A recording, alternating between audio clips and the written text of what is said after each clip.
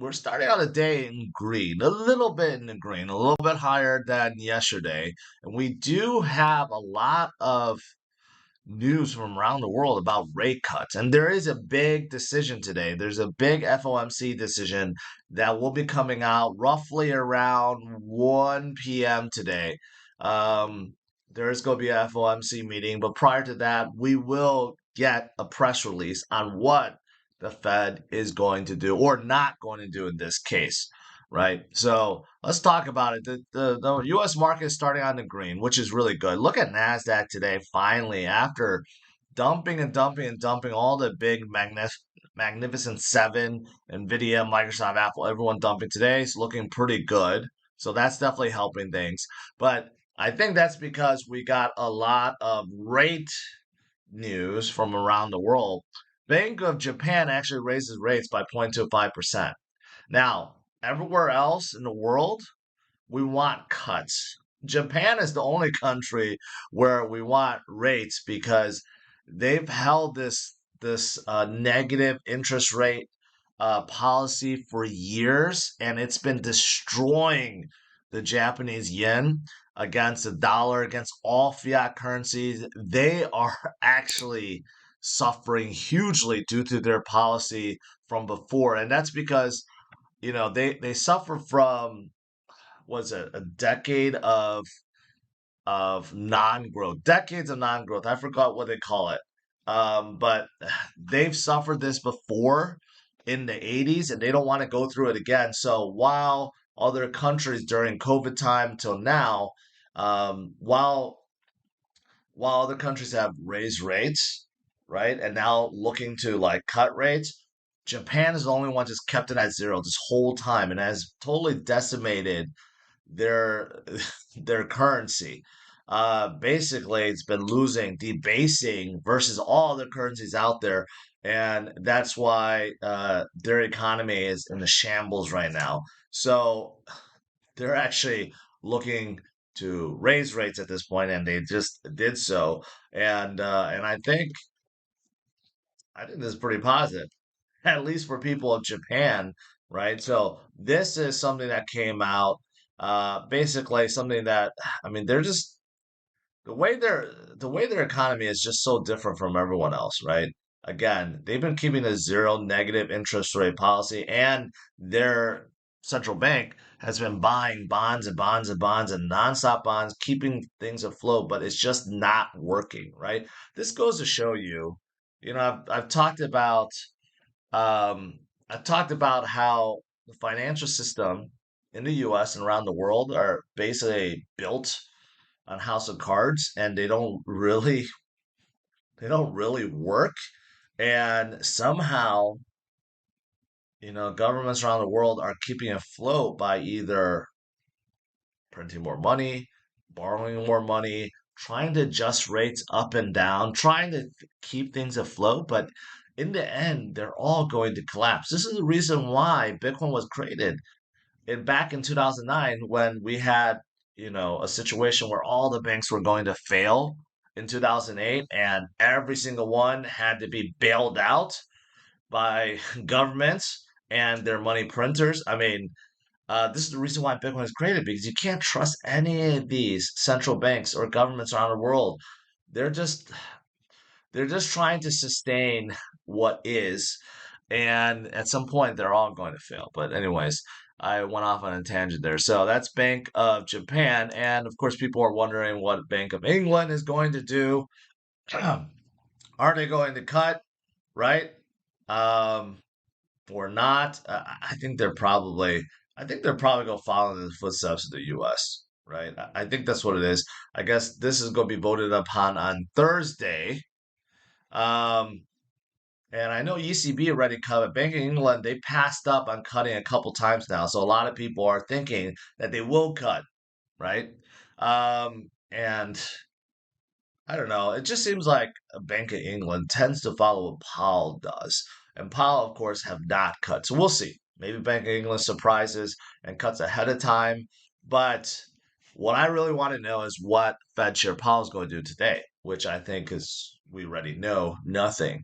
I don't think there's any chance of a of a cut today. I think we have to wait until September until the next FOMC meeting. There's nothing in August. But who knows? Maybe he says something surprising. Maybe he's going to say something surprising. Earlier, prior this year, he said that there was going to be three rate cuts. Now he has changed it to one rate cut. Maybe he's going to change it and say, hey, I wouldn't put it past maybe adding one more rate cut this year to having two again. Something like that would be very, very positive.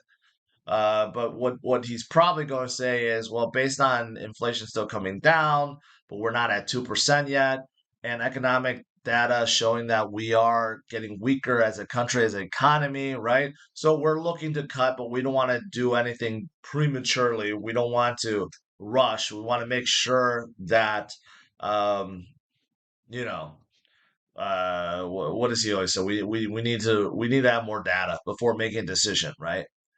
So I don't think anything's gonna happen today. But maybe we get a surprise. Maybe we get a surprise and he says something out of the blue.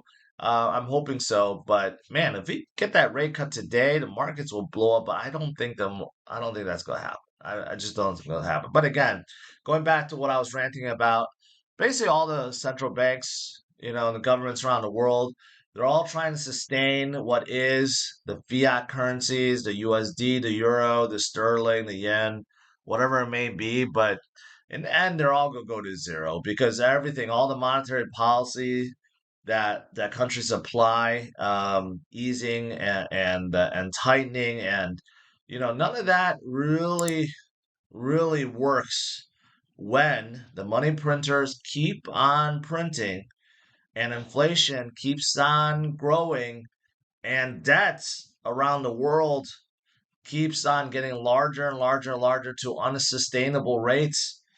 I mean, the US is going to pay more than $1 trillion in just interest alone this year. Just think about that.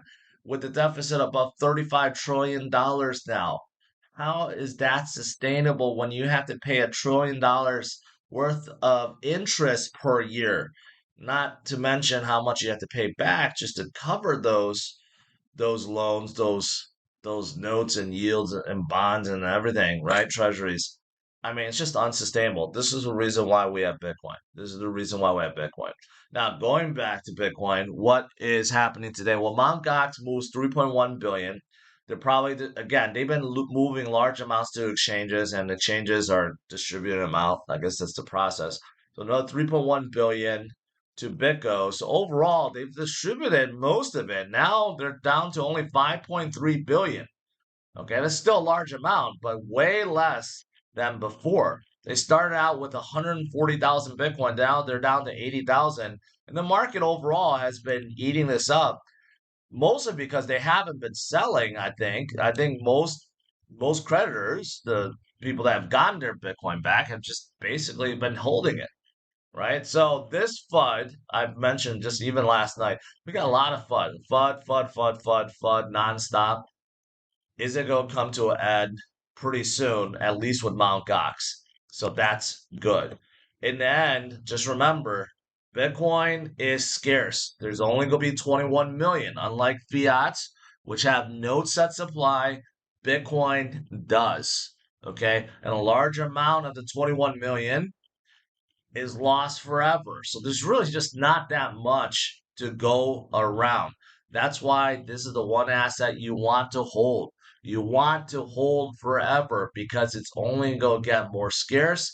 And because of it, and because demand is going up, the price is going to follow, right? But we have large chunks being removed into ETFs, into these institutions and whales, right? And even governments. But look at this, 2.7% in governments. What happens when the US and China and everyone else starts hoarding Bitcoin? That percentage is going to go up hugely, right? Same thing, the ETFs going up, corporations going up, right? Make sure you grab a piece for yourself before it's too late.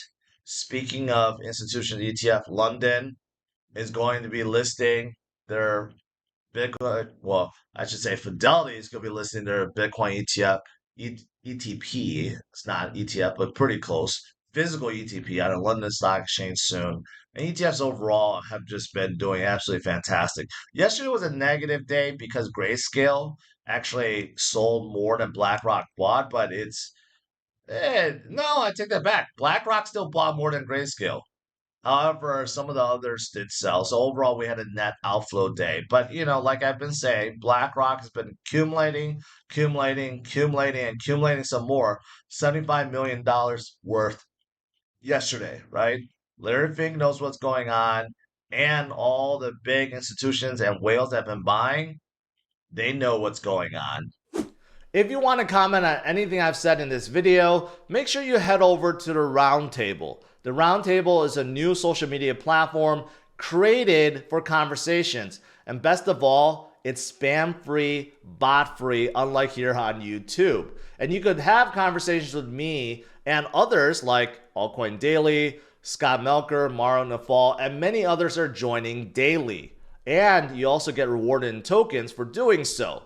So check out the new roundtable, click the link in the description below.